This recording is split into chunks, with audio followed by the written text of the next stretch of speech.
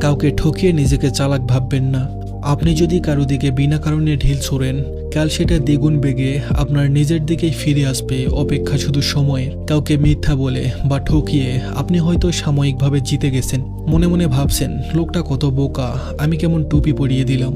কিন্তু ভুল ভাবছেন, ওই মানুষটা বোকা ছিল না, সে আপনাকে অন্ধের মতো বিশ্বাস করত। আর বিশ্বাস ভেঙে আপনি কোনো বুদ্ধিমত্তার পরিচয় দেননি, বরং নিজের চরিত্রটাকেই সস্তা প্রমাণ করেছেন। মনে রাখবেন, পৃথিবীর বিচারালয়ের ফাইল চাপা পড়তে পারে, কিন্তু প্রকৃতির বিচারালয়ে কোনো ফাইল হারায় না। সেখানে প্রত্যেকটা দীর্ঘশ্বাস, প্রত্যেকটা চোখের জলের হিসাব টুকে রাখা হয়। আজ আপনি যাকে কাঁদিয়ে হাসছেন, কাল অন্য কেউ আপনাকে কাঁদিয়ে হাসবে। এটাই প্রকৃতির নিয়ম। কেউ যদি আপনার মিথ্যা কথাকে বিশ্বাস করে, তার মানে এই না যে সে বোকা। এর মানে এই যে আপনার উপর তার বিশ্বাস এতটাই বেশি ছিল যে সে সত্য যাচাই করার কোনো প্রয়োজন মনে করেনি। এমন পবিত্র বিশ্বাস যে ভাঙে, তার পতন নিশ্চিত। হয়তো আজ হচ্ছে না, কিন্তু যখন হবে তখন উঠে দাঁড়ানোর সুযোগও পাবে না।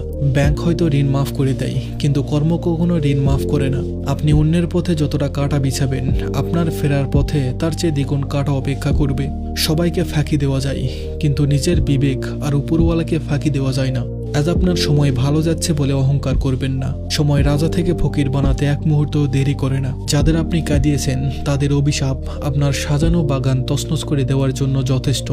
প্রতিশোধ নেওয়ার জন্য নিজের হাত নোংরা করবেন না। চুপচাপ একপাশে সরে দাঁড়িয়ে তামাশা দেখুন। সময় এবং পরিস্থিতি এমনভাবে প্রতিশোধ নেবে যা আপনি কল্পনাও করতে পারবেন না।